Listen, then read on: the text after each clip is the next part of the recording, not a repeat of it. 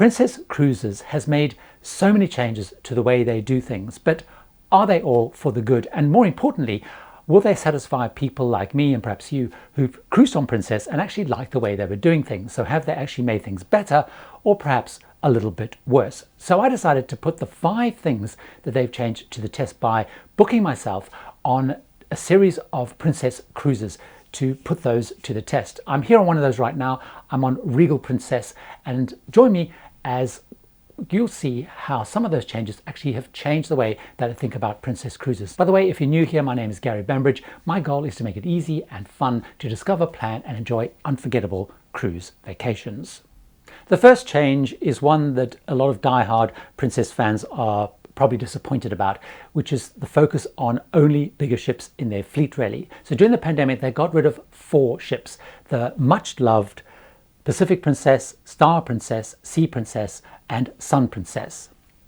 And they're now focusing on bigger ships like the Regal Princess that I'm on, which is 3,550 passengers, or the newer ships like the Sky Princess, Enchanted Princess, Discovery Princess, which is 3,660 passengers.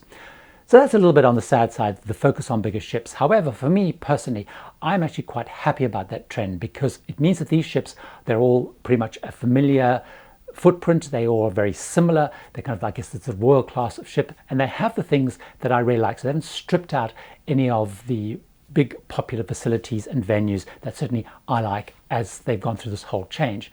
So they still have the magnificent glitzy kind of gold atrium, which is the real heart of the ship, and it's a real throbbing center, probably more so than many other cruise lines. You've got the International Cafe, you've got bars, you've got shops, you've got the photography center, quick access into the casino, and it really is a great throbbing kind of heart of the ship. And during cruises, I find that a really exciting place to be.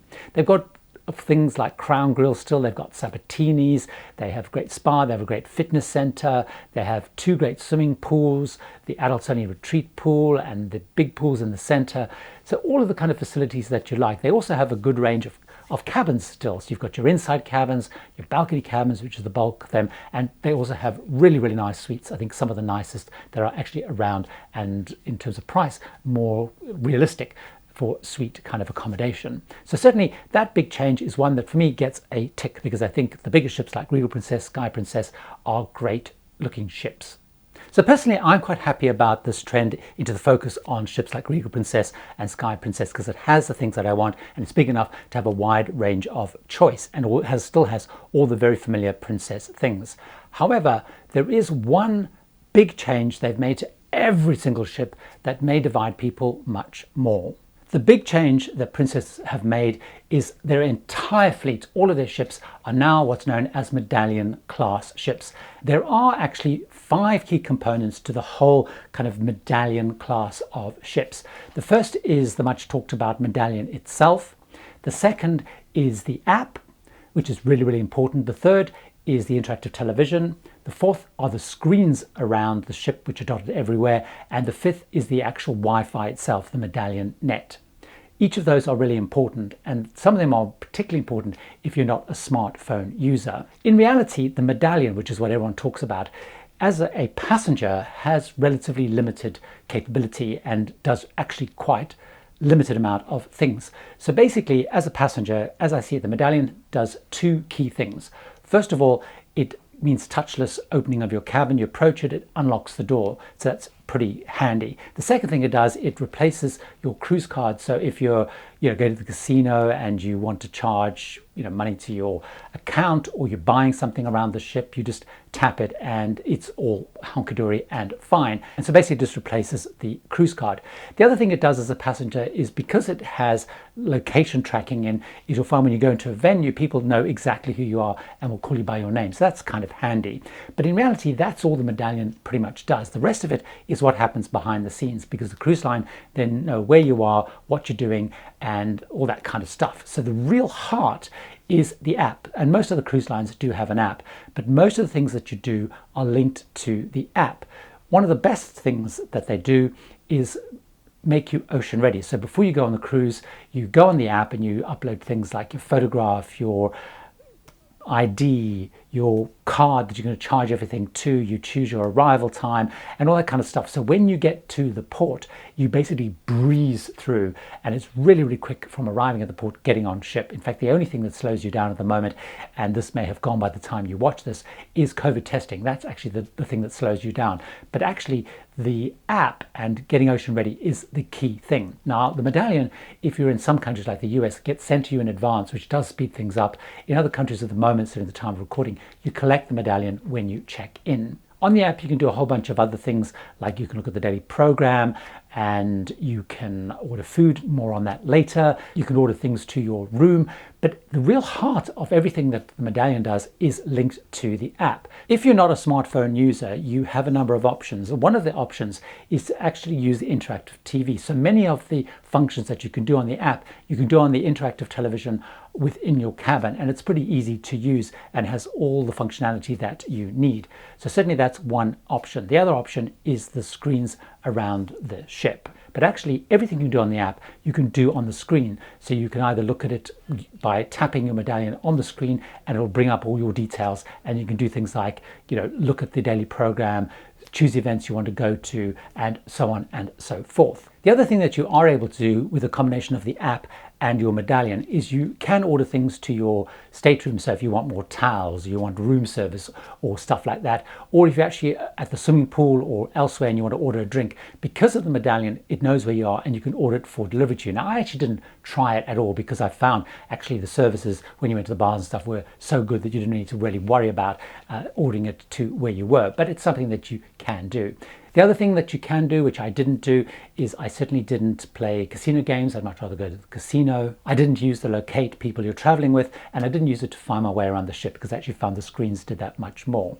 One of the downsides, I would say, of the app, which didn't work that well for me, is the daily program, because it's quite hard to navigate on the app. It's a little bit easier on the screen. The idea is to replace the Princess Pata, which is the daily program in printed form, by having it on the app. In reality, I actually found this much easier in printed form or on the screens, but you can, if you don't have a smartphone, you can do everything on the screen, or in fact you can just go to guest services and get things like paper copies of that. The fourth aspect is Medallion Net, which they claim is the best Wi-Fi at sea. Now in reality, I've had mixed experiences on that, and because a lot of it depends on where you are and how good the satellites are. I've certainly been on some cruises where, on Sky Princess, where it was phenomenally fast. On this Regal Princess, because we're sailing a little bit more around the UK, it's good, but it's not super fast as it would be in other parts of the world. But it's definitely better than some of the other Wi-Fi that I've had on other recent cruises. So what did I think overall of the Medallion and the whole process? Certainly I really liked it. I found the convenience of carrying this was so much better. I found actually that the functionality of the app or the screens did smooth things up. It made it a lot easier to do. I think there's still a couple of glitches in there, which I'm sure will get better and better as more and more people use it, particularly around the daily program and finding events. I still found the old paper version a little bit better, but I'm sure that that will improve over time as they work and figure that out. The question, of course, is all this move to Medallion, Medallion Net, and all this stuff, is this actually going to cost us as cruisers much more? And that brings me to the next critical point. Princess have made a really big change to their fares. And this is following a trend that other lines they compete with, like Celebrity and Horror America, have done, which is to make the fares a little bit more all-inclusive by covering and including some of the things that everybody pretty much spends on a cruise. So Celebrity have their always included fare, Honda America have their have it all fare. What Princess Plus is, and this is how it works, is first of all, you can opt in. So they have the normal Princess fare and they have the Princess Plus fare. Princess Plus fare at the moment, at the time of recording, will cost you £30 per day, or that's $40 per day, and includes three key things. It includes a premier drinks package. It includes unlimited use for one device of Medallion Net, the Wi-Fi at streaming levels, so you can watch Netflix, YouTube, FaceTime Home. And thirdly, it includes gratuities for the crew. So those are three of the big costs that people normally have. Now, what they argue is those prices are roughly half the price of what it would be per day if you bought those individually. So they argue it's quite a big saving. You do need to opt in before you come on the cruise, and most people would do it when you actually make the booking. A couple of watch outs on the Princess Plus. I found it a really great thing because you don't have to worry about all those extra costs, because by the time you come on the ship, they're done, and theoretically they're much cheaper. As I mentioned, it's only one device. You have to log out of the device if you want to use another device. Secondly, everybody in the cabin has to go with Princess Plus, although you can, if you've got a third or fourth person in the cabin, have it removed for those people, but everyone has to have it. When it comes to the drinks package, now I, for example, don't drink alcohol, so perhaps it wasn't as good a value as it would be if you drink alcohol. And of course, the Premier package also has a number of restrictions, as most drinks packages do. So for example, you can only have drinks that cost $12 or under. You can only have 15 beverages over a 24-hour period, alcoholic beverages that is. And when it comes to gratuities, obviously if you go in a suite, because gratuities are slightly higher than they are, say, in an inside cabin, you do gain a little bit there as well. I really like the Princess Plus fare. I think it's a pretty good price versus if you were paying the full whack for it, and it takes away a lot of the hassle and stress. So I actually really like that. I also like the fact that unlike Celebrity, you have the choice of opting in or not opting in, so you can basically decide if it's worth your while. So for me, the move to Princess Plus I really like. I like that much more all-inclusive fare. However, with both the move to the Medallion and the move to the fare, there is still one big change that I think probably does divide people, and this is it.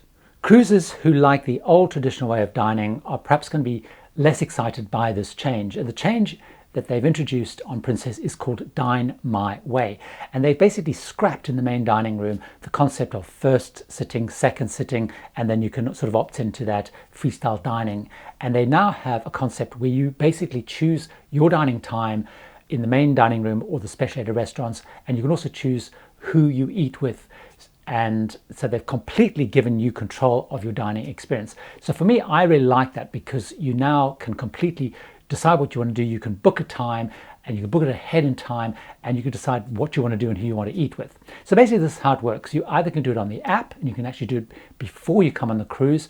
You can do it on the interactive television if you don't want to use the app, or you can actually do it on the screens. So you can actually choose before you come the restaurant you want to go to, and you can select perhaps the same dining time every single day. So if you're one of those people that likes fixed dining, you can actually choose that before you come, or you can choose every single day a different time slot, and it means you don't have that whole thing if you're on anytime dining of queuing up and so on. But you can only do it for the main dining room and the specialty dining restaurants. You choose your time, you choose your table size, and I really like that change, so you don't have that whole first sitting, second sitting thing. When it comes to the other venues, like the buffets, so the World Marketplace, the Horizon Buffet, that's just arrive as you like. Same with things like International Cafe. The other thing you can do with Dine My Way is you can use the app, or again the television or whatever, to order things like room service. But also if you're around the ships here at the pool or something, and you want to order food through the app, you can order food, and because of your Medallion, they know where you are and they can bring it to you. When it comes to dining, as I mentioned, all those key venues that people have come to love are there. The main dining rooms, the buffet restaurant, the Sabatini's, the Crown Grill, the informal dining venues, International Cafe, they're all still there.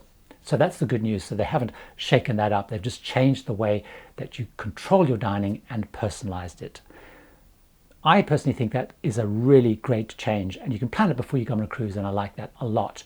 There was another change that Princess have made, which I think is absolute genius, and I absolutely love it. And that change is around the muster. No longer do you have to grab your life jacket, head off to a venue, sit there, be checked in. What happens now is you come on board on your television, or in fact on your device, but mostly watching the television. You have to watch the safety video. Once it's done, it's registered with them that you've watched it. You then have to go to your muster station. You check into your muster station, so then they basically know that you've done all that process, and it's fantastic. You don't have to have that set time where the whole ship stops at 4 o'clock or whatever to do the process, and it's an absolute genius change. Love it. The changes that I experienced on these cruises has put so much more power into me as a passenger, and you as a passenger as well. Through the technology, through the actual Medallion itself, which has all that location data and all that kind of stuff, and the technology which you interact with, whether it's on the app, the television, or the screens, is as a passenger, I have so much more control over what I do, and it makes things so much faster, so much more efficient, and kind of unlocks so much more time. I really like the changes that are made. I found it streamlined the process, it made it easier, it was much less stressful, much less hanging around, and I thought the changes were pretty good. That was what I thought. I'd love to know what you thought. But importantly, if you want to know much more about Princess, what they do well, what they do less well, and they do differently to other, take a look at this video here where I talk about the one big thing that Princess does that I think is different and better than other lines that they compete with. So click on that and I'll see you over there right now.